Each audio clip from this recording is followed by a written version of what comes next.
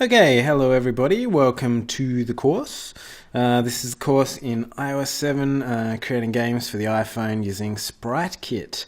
And my name is Jed and I'm going to teach you some of this stuff. So let's get started by creating a new Sprite Kit template project and seeing what's in there and having a bit of a discussion about that stuff. So just in case you're not really sure, Sprite Kit is basically a rendering engine. It takes care of a lot of the boilerplate code so that we don't have to worry about how to draw stuff on screen.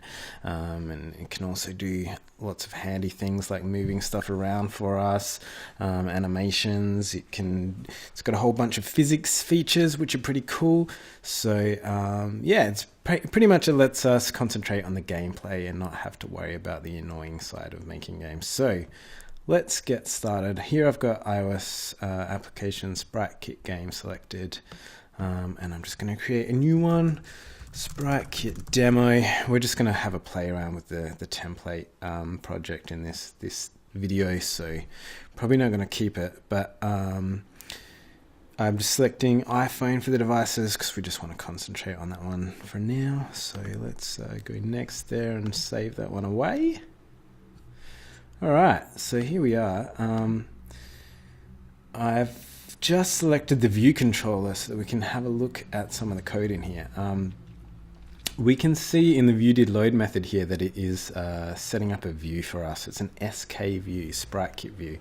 So the Sprite Kit view is a type of view that we need to use whenever we want to display any sort of Sprite Kit content.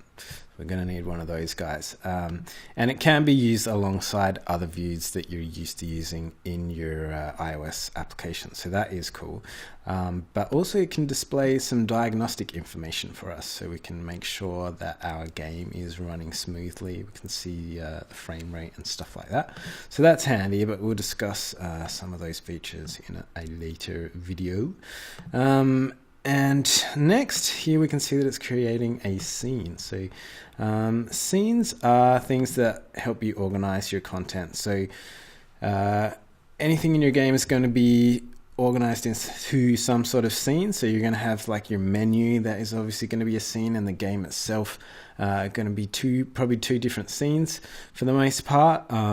But yeah, anytime you want to add something that you want to see on screen, you're probably going to add it to a scene or to something that is already contained within a scene. So we'll have a look at that in just a moment. But first up, let's run it and see what this template application is doing. Hello world. Okay, that's your standard sort of little first time application. But if I click on here, we can see that a massive spaceship shows up and it rotates around, and I can click and add loads of them, and that's really cool. But let's see how that is happening. So I'm going to jump over to the scene here and have a look at what's in here. So in the init method, we can see straight away that we're setting the background color, and that's where we're getting that nice blue from. So I think that one's pretty self-explanatory. If you want to change the color, you just have to mess with those values, and that's cool. But after that, this is where we're getting the text from. So we're creating here a node. This is what's called a node. This one is an SK label node. So it's a special type of node that displays labels. And we can see that it's setting the text property and the font size and the position and all of that sort of stuff. But let's talk a little bit about nodes. So nodes are really the fundamental building block of anything that you want to add to your game and see on screen. So you're going to create some sort of node. In this case, it's a label node, but we can see down here we're creating a sprite node, which is where the spaceship is coming from. But yeah, nodes Nodes can really contain other nodes as well, so that's an important feature to note of them. So they can have children, and so we can see that that's what is going on in this line here.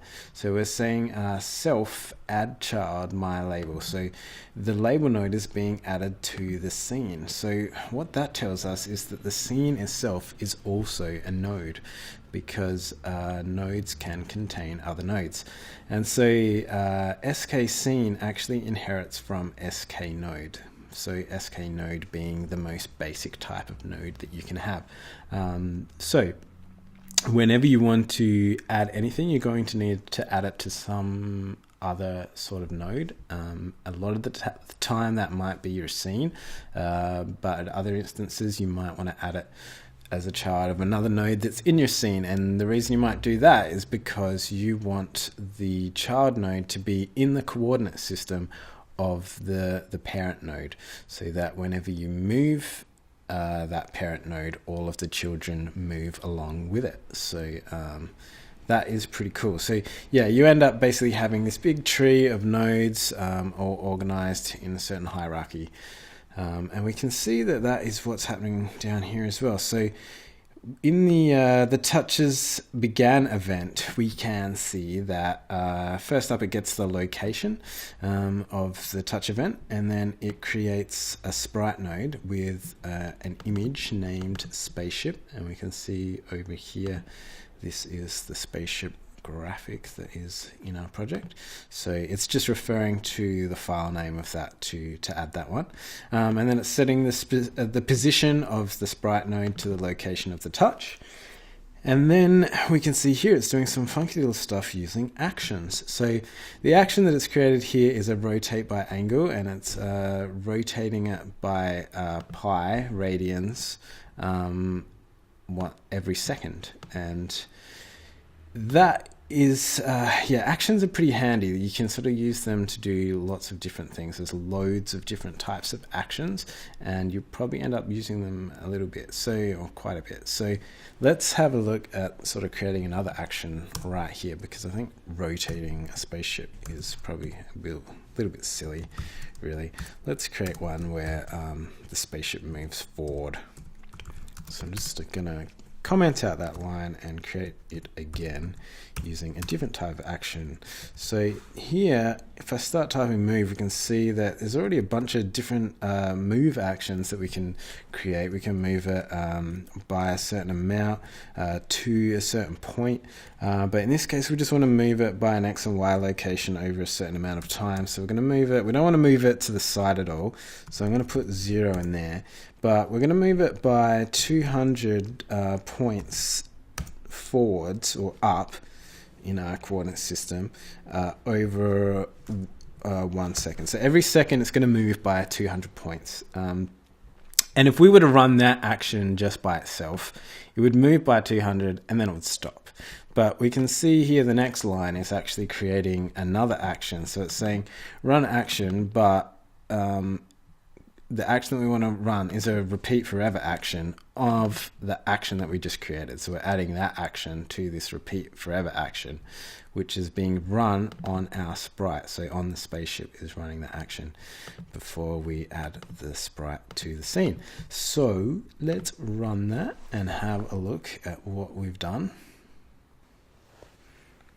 So if I click now and have a look, we should see the spaceship flies up, which looks a little bit more sensible than having it spin around. So yeah, that's a pretty simple overview of the template, but I just want to sort of highlight a few things there, talk about nodes, and a little brief look at actions. But we'll get stuck into a lot of that stuff a bit more in the next few videos. So yeah, next one I think we'll talk about coordinate systems and stuff like that. So yeah, just have a play around with that if you want, and yeah, thanks for watching.